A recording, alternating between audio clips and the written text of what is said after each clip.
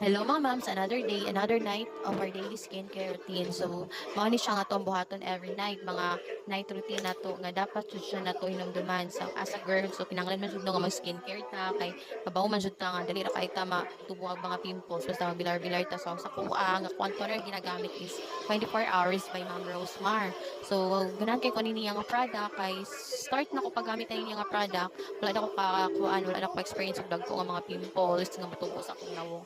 Miskin pa basigo bilar-bilar. So next kay siya gamito din. Sa dili siya kuan, dili siya init, dili pud siya baho yan toner. So yan toner is kuan na siya cooling effect dayon.